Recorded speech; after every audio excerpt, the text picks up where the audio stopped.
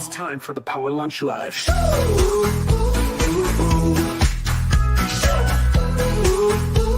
By Michael Whitehouse. Every week it's time to tune in. For diverse voices, let the chat begin. Fun, free-flowing, unpredictable too. You never know what's coming, it's all up to you. The Power Lunch Live Show, come and see. Powered by random happenstance and serendipity. Michael Whitehouse is the host. Watch it live, you'll love the show the most. The Power Lunch Live Show, come and see. Powered by random happenstance and serendipity. Michael Whitehouse is the host. Watch it live, you'll love the show the most. Hello and welcome to the Power Lunch Live Show. Hope you liked our intro music. I just created that, so very excited about it. And so we have between 1 and 4 guests hiding behind me here. How many do we have? You're about to find out. Let's see. So for those of you who do not know, the concept of the show is I invite four fantastic guests. Some of them show up, some of them don't. And then we have an amazing conversation, and we never know what it's going to be about. It's a mystery to everyone until it happens. And that's what makes it so much fun. So let's see. We have 2 guests. Anaiis Salles. Is it Salles? Is that right? No, it's Salles. Like Salles. Okay. Salles. Yeah. Anaiis Salles and Sylvain Haché. And I can only say that so well because I've practiced it many, many times. So we're going to let each of our guests kind of do a brief introduction of themselves. And then Anaiis will share with us a bit of her message, which is about your story or your life. And then we'll chat a bit about that. And then Sylvain will share a bit about public speaking. And then we'll go from there and see what happens. So, Anaiis, you logged in first, so you get to go first. So tell us a bit about yourself and what makes you awesome. Well, hi. Hi, Michael. Hi, Sylvain. Nice to be here with you. Thanks for the invite. My life has been one unfolding cosmic gag, laugh fast, live fast, we've got you, just go for the ride kind of experience. Started out as a child, as we all did, and I was an empath and an introvert, and so I guess after first grade, I just decided not to talk much. Once I learned how to read and write, I was good. But these days, I hang out in Philadelphia. I have had a very vibrant, exciting life as an energy healer practitioner for close to over three decades now. International. I love what I do. I love coaching, and I love helping people thrive and survive. Awesome. Well, I just realized I forgot to put up your website. Oh, that's okay. There's your website. Oh, that's might be a little long to copy down, but that's the website you gave me. If you have a shorter one, send it to me in the private chat. I'll be happy to put it up on the big screen there. And so we also have with us Sylvain Haché, although he goes by 5 people who are less good at pronouncing French. But yeah. I can hear the crowd making noise. Do you hear that? Like, whoosh, you hear that? Oh, good Lord. Hi, Michael. Thanks for having me. Bonjour, Anaiis. So, bonjour, mon nom est Sylvain Haché. I go by Sly in English because it's easier to pronounce. Michael's pretty good at saying Sylvain Haché, but you can't even type my name on an English keyboard, so that's why I go by Sly. Me, it's a, classic story. Small town boy, stuttering, bullied to the point of having knives to the throat and to have a scar today. Classic. Then morph into an international touring musician, songs on the radio, getting interviewed on live TV, and then inventing a new public speaking system that allows people to speak without script, stress, or memorization. So I turn people into natural speakers, because basically we're all natural speakers before we get the naturalness kicked out of us in school. So I was a regular boy, a regular natural speaker like everybody. I went to school one day, came back and stuttered for 20 years. Most people are regular communicators, go to school, get laughed at, get bent, twisted, and feel unconfident, and just our regular terrified people. So a stutterer is just like stage fright on steroids. So I overcame that, and now I help people sell more from the stage, sell more in Zoom rooms, or just be confident when they're speaking. And that's pretty much the gist of it. All right, well, welcome. So this is going to be fun. I always love having Sylvain on any of the shows, and Anaiis, I think this is your first time on one of my shows. Maybe you've been on a summit. I'm not sure. I see so many people so many places I can't keep track of who's been on what. But so Anaiis, you're going to lead us off. So you got basically 3 to 5 minutes to share whatever topic. The topic you gave me was your story or your life from self-sacrifice to self-sabotage to brilliant resilience and living the essence of fulfillment. But you can do whatever the spirit calls you to do for 3 to 5 minutes. So share something with us, and we're going to go from there. Oh, I'm happy to do that. And Sylvain, I loved your story because that is what rose us. The twist in education was something that I managed to sort of sidestep for a number of years. And then when I was 24 years old, I discovered that I had a potentially fatal illness that had gone undiagnosed for some time. I was not ready to die at 24, but I began to ask a lot of questions about what was happening and why. And I just moved into my dream home with my husband and our young 4-year-old child. But they went off for the day, and I stayed home and laid on the sofa, gazing at a fire, like, what is going on here? And slowly, I shifted from that why me perspective of victimization into no, what is really going on here? What is happening? And the answers came, and along with the answers came internal information and guidance and instruction on how to heal my body. And I did that, and I survived, and I went on to have another child, which was not supposed to be possible, but it happened. And so what I love about what Michael offers is like, what's your thing? Why are you doing what you're doing? So what I'm doing with your story or your life is working with people so that you can recognize, if you remember what I call SOBs, which is the sacrificial overgiving belief system. And if you're in that and you're a card carrying member and you're an empath and an introvert, you've been overgiving for years. And eventually it takes its toll.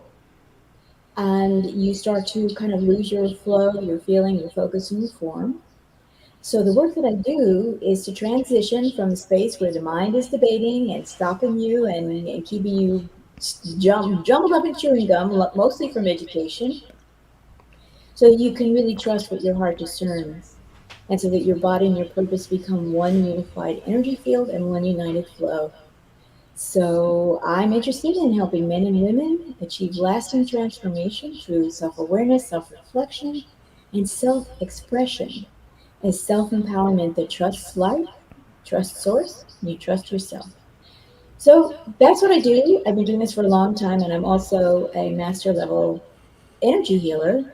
And I first tested that out in 1991 when on a memo from source, I got myself on a plane. I flew over to Moscow when the Soviet Union was falling down. They didn't have what they needed in many of the hospitals. So I volunteered for 6 weeks on my own dime, working with critical burn patients and kids with cancer. So 4 of the kids went into complete remission, and one of the burn patients that I worked with in my time there, they were going to have to amputate his leg because he couldn't get stem cell growth. And using my methods, we ignited stem cells, and he walked out of that hospital on his own 2 feet. So that's my journey. I have lots more. I've written a book. But my thing is, life is amazing. And if you're stuck between sacrifice, self-sacrifice, and self-sabotage, you've probably forgotten how to receive. And it's my joy to get people back into that balance. It's the best popcorn ever.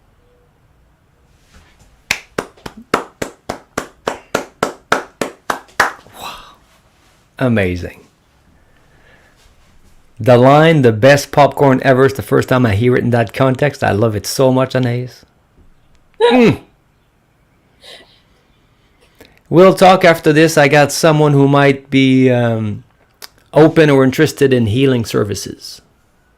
So you got my email. Just email me after this. We'll talk about that. Oh, sure. Love to. Thanks. Yeah. Wow. Awesome. Yeah.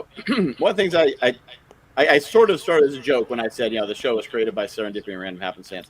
but I could not put people together on this show better than the ones who show up.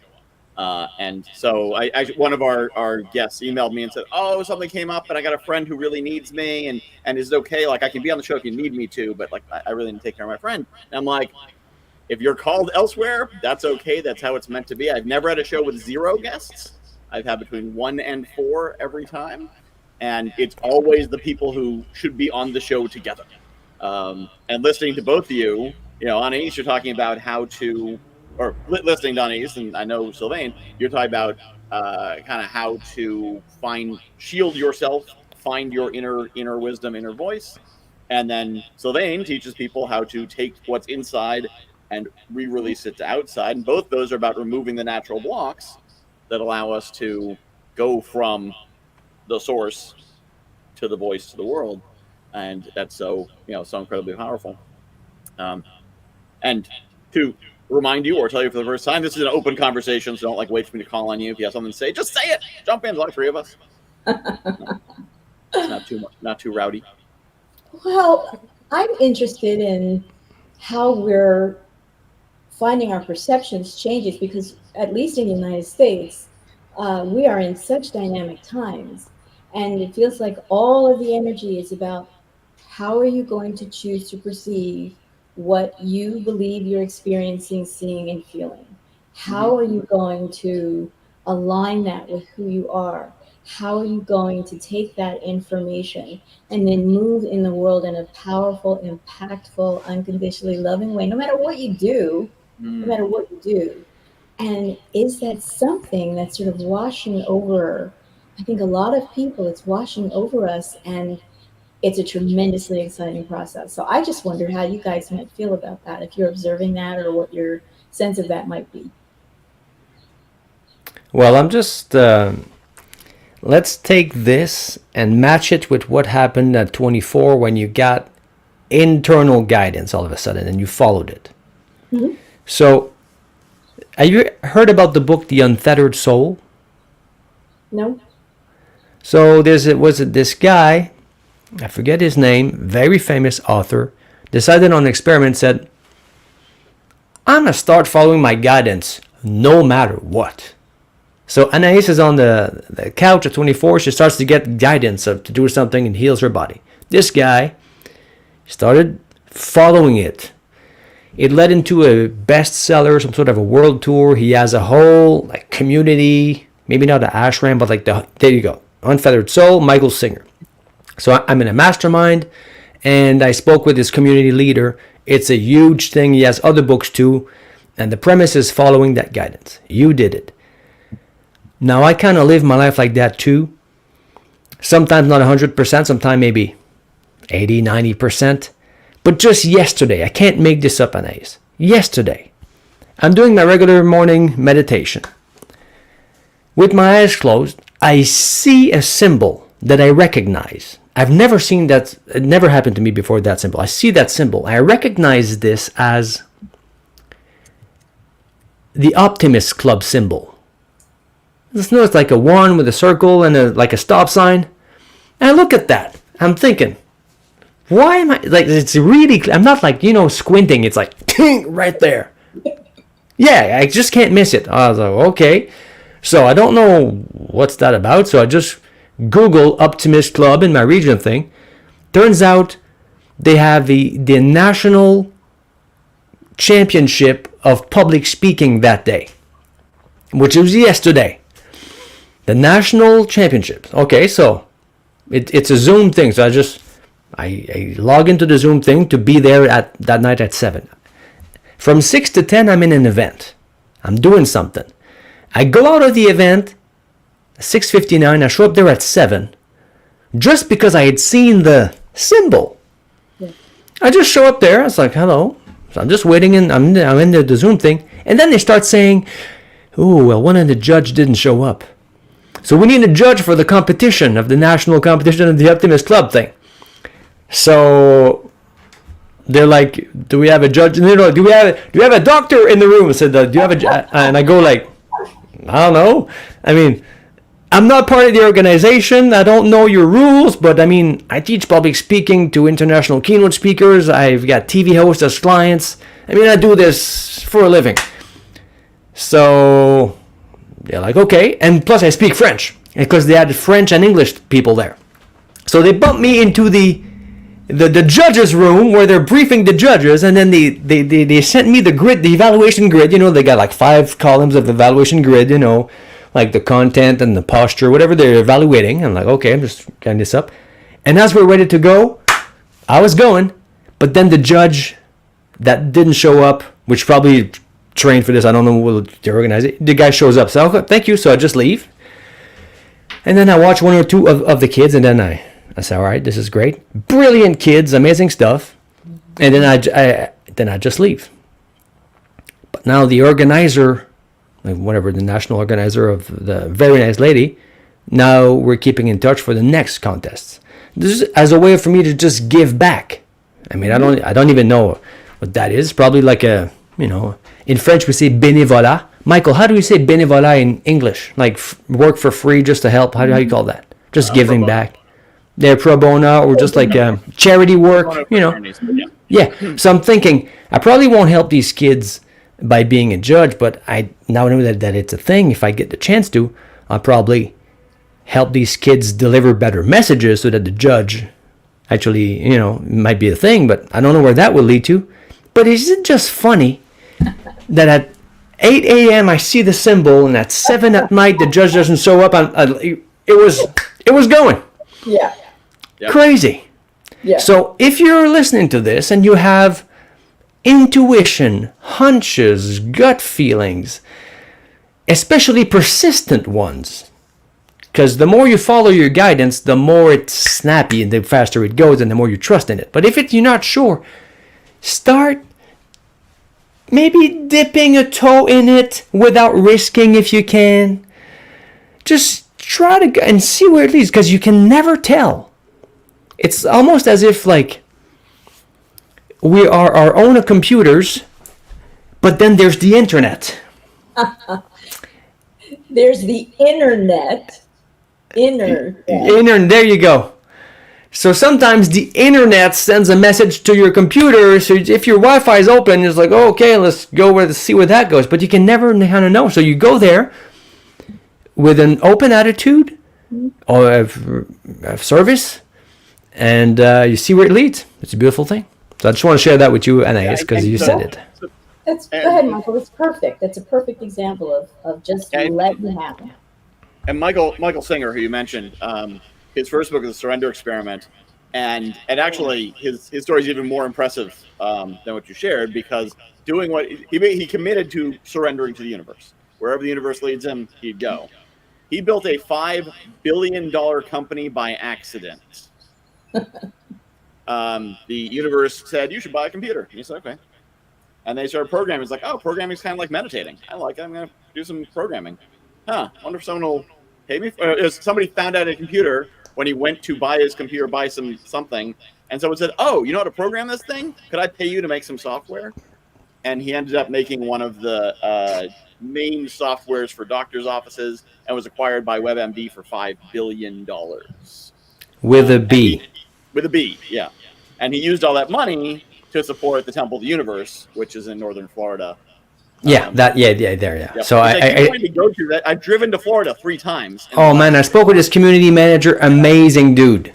Yeah, that's I've a never great had a chance place. to actually divert enough to go to, or I'd be going through at 11 o'clock at night or something. So, but someday I do want to. Well, he sounds like someone I should talk to, because in 2017, after spending time at the Findhorn Foundation in Scotland, I had a 3-week group retreat there. Information came through me, energy came through me, and I've developed a holistic product that is bonkers against antibiotic-resistant infections. It's helped people with long COVID. It's great for burn care, and it's water-based. It's water-based. It's water with information encoded in it. And I'm looking in 2025 to just get that out there, international, into the world. I'd love that to be in Gaza right now. I'd love that to be in conflict zones. where international workers are trying to deal with really difficult situations. And it's just water, perfectly safe, and it's been beta tested for 5 years. And when I tell you it's new paradigm, it's new paradigm. I'm just looking in my I finally made, Michael, I finally made a proper introduction machine where I can keep track of people's and names and stuff and make introductions. So I'm looking right now for the name of the community manager so I can hook you up. I'll just send it to you. I got it here. Okay, I found it here. I got it. This is a good thing now. So I'll send you his email and his info so you can, if the timing is right, you go whenever you want. Absolutely. Thank you, because I'm doing what Michael Singer did. I've been following this way for decades. And we're at a time now where it's going to be really so powerful and wonderful in our world. The more of us who are able to do it, and not let the stuff between our ears get in the way. And then, Michael, you said in the beginning that we could talk for a subject of something. I did. You know me, Michael. It's not like I have a master plan by coming here. Just come. So, but when you said that, I had a subject that I want to talk about, and it's about the showing up. Well, there you go. Let's hear it. Because you said I made some invitations. Not everybody showed up. And as you said that, the guests are going to talk about something. I said, well, what am I going to talk about? So I just thought about it and I wrote something down. It's the showing up. People, you're listening to this. I'm always speaking to a guy named John in my head. John, if you're listening to this, you have a business, you have a service, a product, you want to do something. You want to sell your coaching, you want to stop polluting people from stop polluting the ocean, you want to sell something, whatever you want to do. If you just show up, John, you're in front of 88% of the population, maybe even 90. My dad is in a wheelchair. We have to hire staff all the time. We run ads. People sign up for the interview. They call or they email. They come to the interview. They show up. They go through the process. They're hired. We'll say on a Tuesday or a Wednesday. Perfect. You start next Monday morning at 8. They don't show up. For the job that they're getting paid for, that they applied and went through an interview process, they don't show up. They leave a handicapped person in his bed in the morning because they didn't feel like showing up that day. John, if you just show up, you're in the game. I have a client this week, Carolina. She had 120 some people registered for an event. 2 people showed up. John, if you're getting discouraged because your lives don't get a lot of views, even though people have signed up for them, if you just keep on showing up long enough, you're separating the wheat from the shaft. It's just the showing up part is the game. Most people flake out. Or just life happens. If you just show up. Now, back in the day, when we used to build funnels, I built funnels in Dreamweaver for you old folks out there, right? I was building stuff like that in WordPress. And I forget the other one in PHP that we were doing back in the day. People would get something, you would send an email confirmation. This would be like platinum gold that they would just keep and they would show up. Nowadays, you sign up for a webinar or something like that, there's 6, 7, 8 reminders on the email and SMS campaigns and retargeting campaigns on Facebook to get you to show up to the damn thing. John, if you just show up for yourself, for others, for the things you commit to, especially for yourself, because that erodes away your confidence if you don't show up for yourself. You know what I mean, John? The average of the industry, if you can get people registering for another one of my clients, he was doing a challenge. And he was like, well, people don't show up for the challenge. It was his first one. If 50% of the people that sign up show up to the first day, that's good. And if 20% of the people that sign up from the beginning even get to the last page or the last phase of the challenge, that's good. Most people just quit and don't show up. So if you're tired, you're angry or hangry, you can do a nap, quick 20-minute nap. You can do a few power breaths. You can do a prayer. You can take a cold shower. You can show up maybe tired. You can show up maybe a little bit late if you have to. But if you just show up, you get your foot in the game.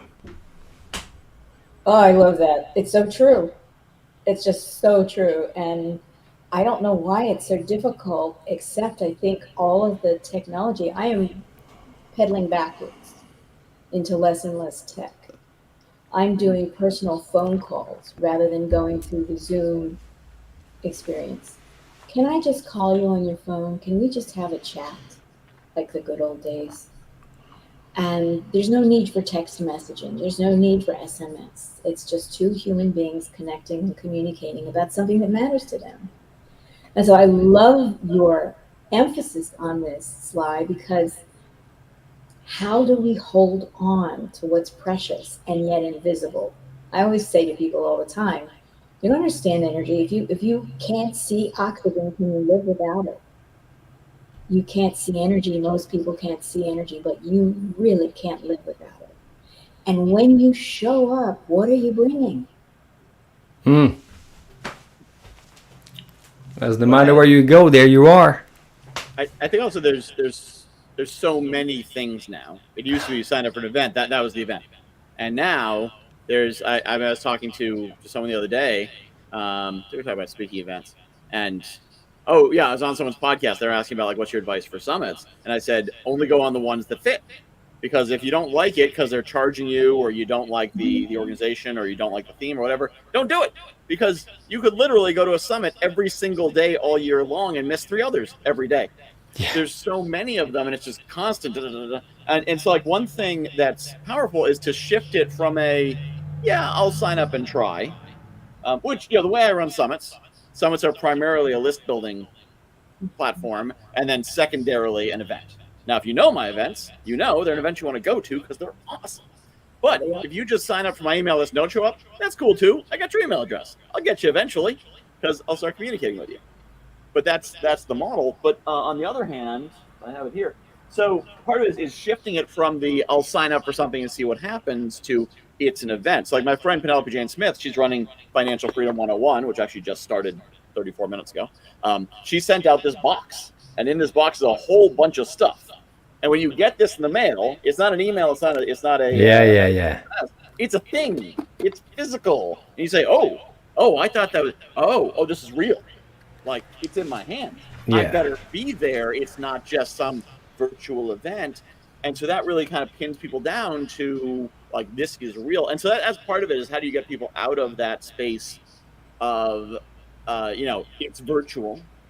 I'll sign up and see what happens. And into a space of, this is real. It goes on the calendar. I need to actually be there. I'm actually doing a 5-day challenge next week. And one thing I realized is my challenge, I go to all these different things. I hear all these different things, and then I forget them. Because, I'm not going to watch a class again. I spent an hour the first time. I barely had that. I can't watch an hour again. There were 4 gold nuggets. There were 9 minutes of that class I need. It was 60 minutes long. And I was recently introduced to an AI tool that writes music. You may have heard the intro song for this podcast. I cannot sing, play an instrument, or read music, but I can use technology. And I was part of writing lyrics for this.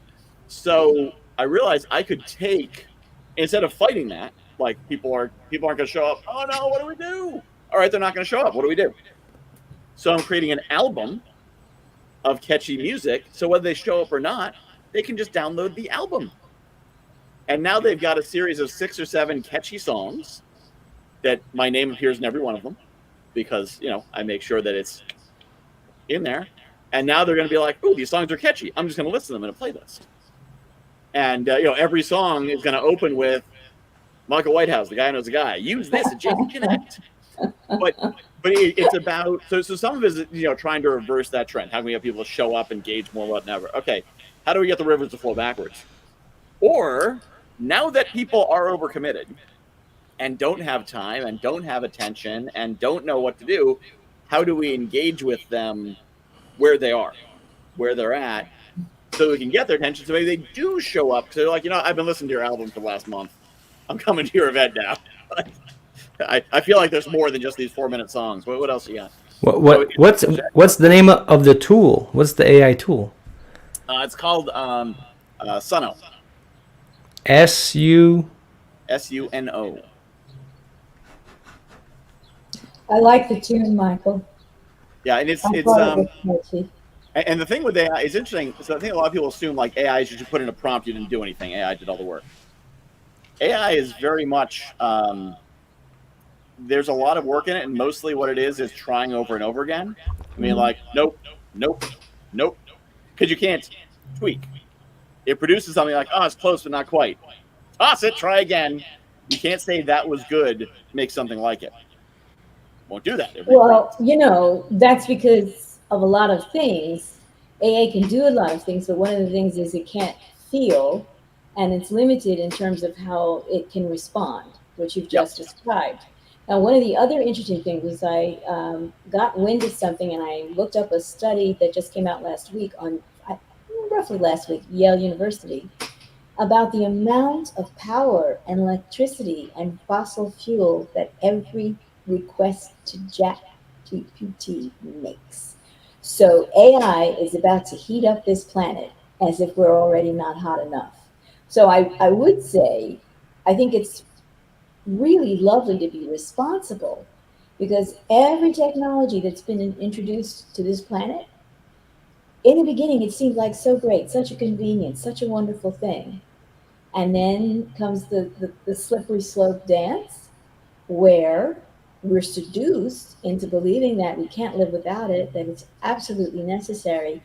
And then we have the pain of finding out that it's not so good for us after all, but it's too late to do anything about it.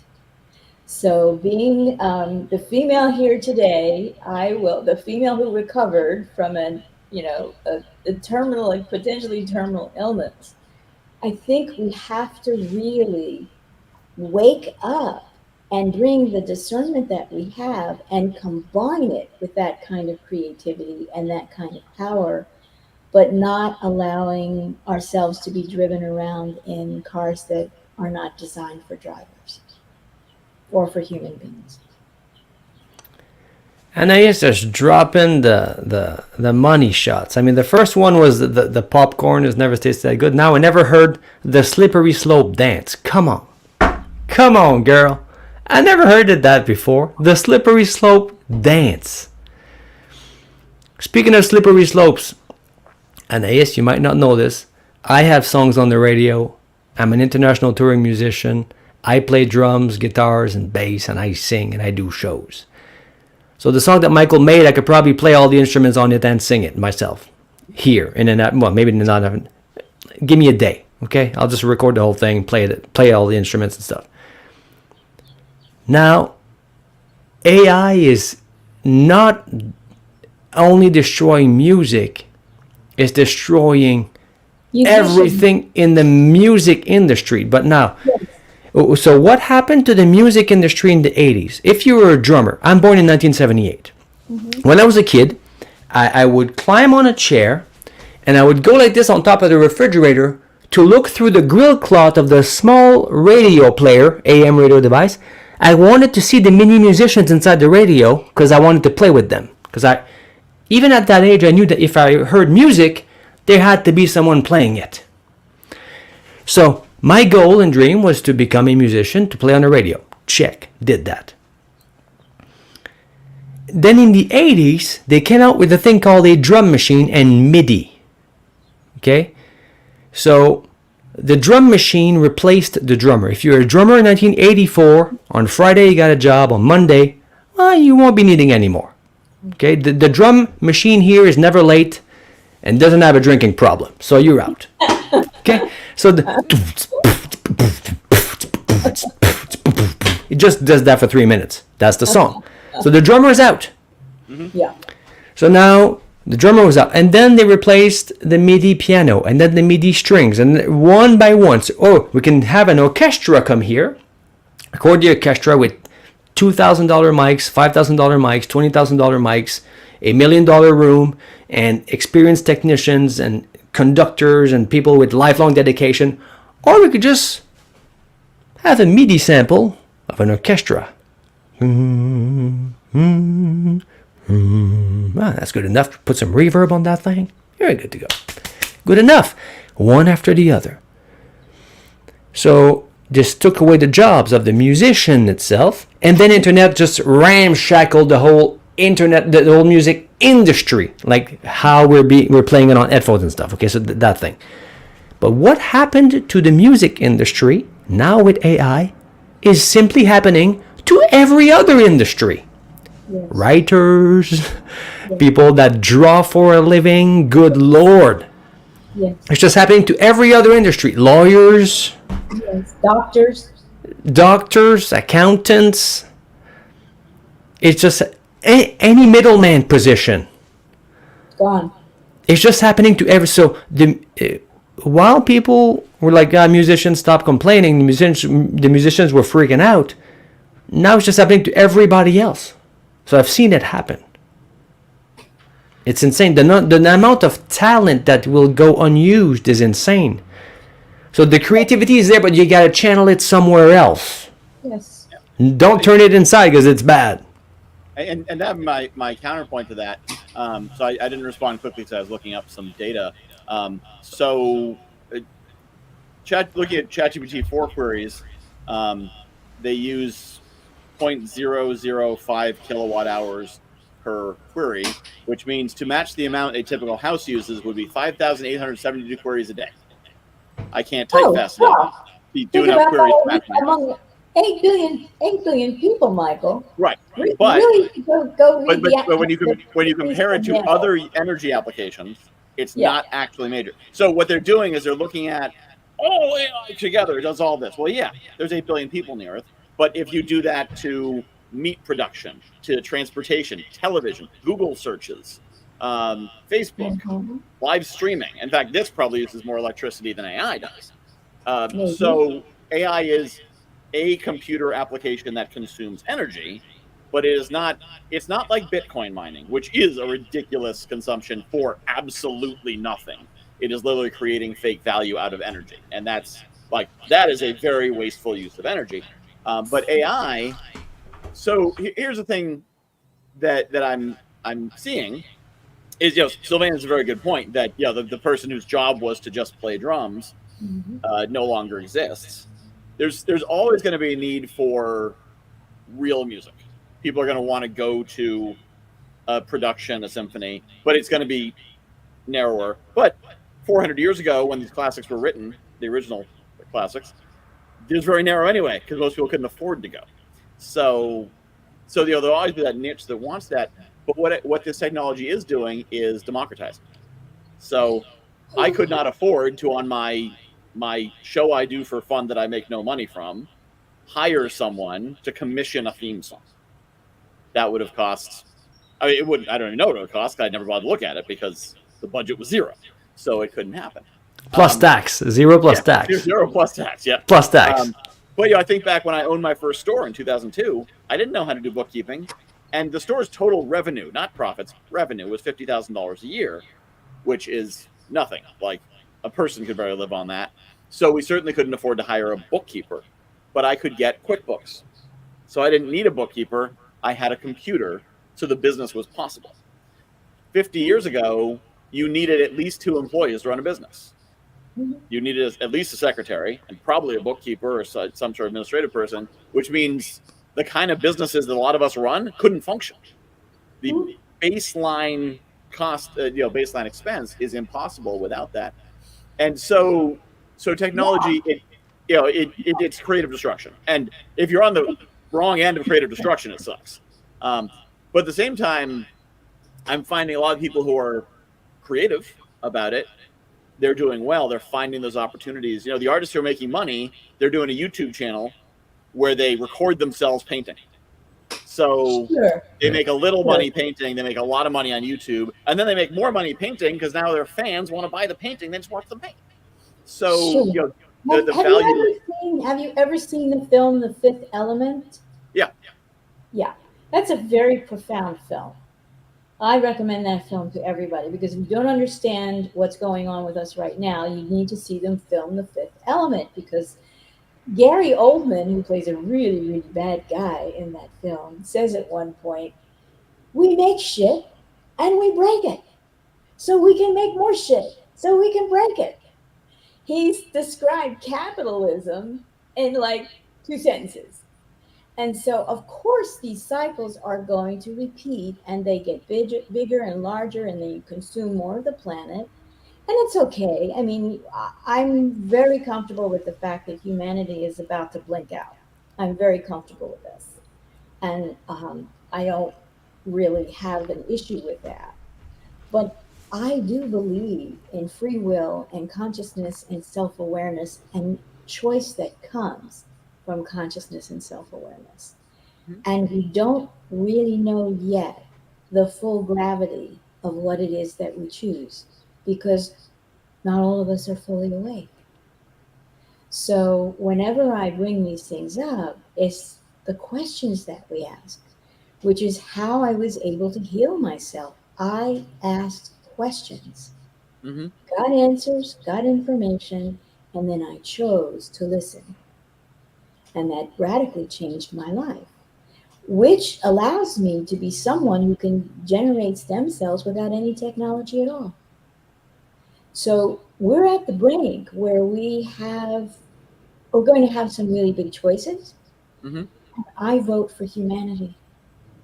I vote for what humanity is capable of that they don't even know yet because I've seen it, I've been part of it, and I know that it exists. And that's music. That's a live symphony with live musicians and the Stradivarius that was built in workshops by hand, the pianos that were built by hand. This kind of human endeavor, AI cannot touch because it cannot feel. It is incapable of feeling. So I'm just going to leave that because I think this is just what we're faced with today, whether we like it or not. And that's the thing. AI doesn't replace that. What AI is really good at replacing is corporate generated formulaic music. That's what I'm finding. So I being a human and susceptible to suggestion, I like pop music because it is neurologically designed to be catchy and addictive. That's why it's so artistically worthless but really catchy. And so AI is even better than humans at making artistically worthless but catchy music, which is really good for theme songs, education, branding, those kinds of things. And now someone like me can have a theme song, which I do. It's on They my. they, they, they even have a YouTube channel now which is 24/7 of a bass solo. So they fed I don't know how many hours of bass solos to AI, whatever the thing is, and it's a live channel always. It just keeps on expanding on itself. It's just a 24/7 bass solo. Mm-hmm. Yeah. Yeah. But basically, those applications, they're different applications. So, if you want to be inspired by outside, you want to listen to someone else's music. But, think about, say, affirmations. An affirmation, you're trying to put a thought into your head and hold it long enough in order to capture it. What if your affirmation was a catchy song with your name in it, talking about what you're going to do? Michael, you have to have me. You have to have me come back. I'll tell you who else we need to invite, and we'll have a conversation about the sacred use of sacred sound and what sound does to your nervous system and to your neurology, and what sound does to your energy field and your energy system. And then you're opening up a whole conversation for people who love what you do and want to learn from you so that we can ask the question, what does that catchy jingle do to my energy field? And do I want to have that experience? And what is my choice? But that's what I'm saying is that because the challenge with a lot of catchy music. So like, there's a new musical that's put out called Epic. It is a musical based on. Sylvain, have you heard about this? It's a musical based on the Odyssey. Yeah. And it's got kind of like Hamilton vibes, so it's really catchy and really great. The problem with it is some of the themes include mercy is weakness, and if you let your enemies live, they will come back to haunt you. I love the vibe of the music, but I don't like the energy of the message that's carried on that vibe. I can't write music. And so I listen to music and I'm like, oh, I love this energy. But like, if I want that upbeat music, I've got to listen to rap talking about, shooting people and dealing drugs. But I love the energy of like, I'm going to get it. Nobody's going to stop me. I'm going to stack up money. But if the energy to it is very negative and hostile and not. So you have to be like, okay, I'll take this energy, but not that energy. Yeah. I can now create songs which are the exact message I want them to be. And you're putting your energy, your consciousness into the sound, into the words, into the feeling. Thank you for doing that. But that's the technology now allows me, I was born without the ability to make most kinds of art.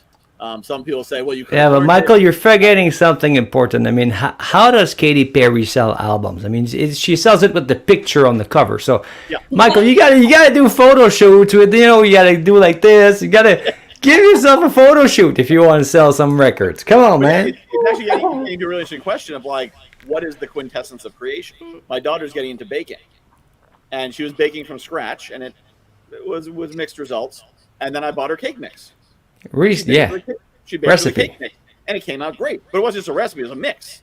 So it wasn't 8 ingredients; it was 3 ingredients. It was cake mix. It's like eggs, water, oil mix. Yeah, right, yeah. And she made a cake. Did she make a cake, or was a cake? Did she make a cake from a kid? Is that less making a cake? And so then it gets the question of if I get a band together and make music, we definitely made music. If I use a drum kit, did we make music? It's more automated. Oh no, it's that game is over already. That's over since 1984. That game's over. Yeah. But that's the thing. It's like at a certain point. So if I used software to do all the instrumentals, but I sang it, did I make music? If I used software to do the instrumentals, no. Just so you understand, okay. There's no song on the radio today that has a drummer on it. Like they could literally like pick a CD and it could say in the back, no musicians were heard during the recording of this album because there were none. Yep. In the studio that day. Most of it's machines, it's computers, it's software, it's plugins, and on top of that they have a human singing, but then the voice gets chopped up in multiple softwares. And what you hear as singing is a digitalized version fixed in all kinds of ways that I don't have to explain to you here because you wouldn't even believe me that you hear. So you're saying it's not a big leap from... Oh, no. That's already... So now the leap that I'm saying is that what happened to the music industry is now happening to everybody else. Yeah. That's what's going on, why people are freaking out. But all musicians we've known this for 20 years. Yeah, but then the next step is everyone who's being displaced needs to then see, so what, because I was listening to a podcast about the Russian Revolution, and it was, talking about Marx and Marxism and whatnot, and about, it's all about control of means of production. The wealthy have control of the means of production, and so if you're in the proletariat, you can't move up because you can't get access to the means of production. AI is a means of production, a very accessible means of production. So now you can have someone by themselves create videos, create music, create books, courses, programs, have digital assistants. You have one person do the work of 20 and launch their own company. But you use the very important word there, by themselves. And that is what will be the destruction of humanity, because everybody's on the slippery slope dance of by Well, no, themselves. they're not by themselves, but They are. No, no, I'm no. gonna So like this show, I'm gonna this push show, that hard because I, there's no exchange of human consciousness, breath, energy when you're doing it by yourself and you're thinking I mean, about without a what's paid team. good for So, you. so this show I'm doing by myself. I don't have a You're here. production staff. I don't have a producer. I don't I have a get sound it. engineer. But you're here, so I'm not by myself, obviously. So that's the thing. I am seeing people connecting in ways they never could before because they couldn't afford it. Right? To connect with people. I mean, honestly, the three of us are more geographically proximate than our show usually is. Yeah. Philadelphia, Montreal, and Connecticut. Usually, it's Germany, California, and Australia, and the team it would have taken to build that 20 years ago. I It would have been understand. 40 people. I understand. So But connections what can be about the made. people, Michael, who can't afford it? What about the drummers who no longer can be employed doing what they love? And That's what is exactly what I'm saying. absolutely So they can now use these resources to build a business. So instead of being starving artists, which that's a much older term than computers, sure. instead of being starving artists, they can use this technology and build a highly profitable business. But is that what they want? Do they want a highly profitable business? You Or really a do know modestly that profitable all business. of life is not about a highly profitable business. You do know this, right? Yeah, but they can make their living however they want to do it, and not be chasing gigs, and instead be living more to their more to their calling, whatever that All might right. be. This is a great discussion. I think this is a powerful conversation because we all have to be aware and we're all going to be making really serious choices in the near future. And I think, as Sly believes, that if you're showing up, you're already in a different consciousness space than people who don't show up. Yep. And what are you going to do with that energy? Because, as I say, the mind debates. The mind debates. What we've just had is a debate. Mm-hmm. But the heart discerns. And we're coming into a time where you go with that as a single individual person, and where you go to connect with others who are in the space of a discerning heart, is you're going to have a different life experience than if you are always putting yourself in the space of where people are debating from the mind. I think that's a conversation worth having. So thank you for hosting it. There you go. Thank you. So I'm going to take that as your final word. So you have 1 minute left.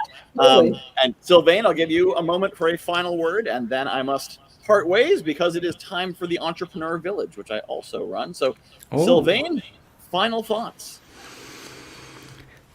The AI wave is coming, and you either surf it or get crushed by it, pretty much.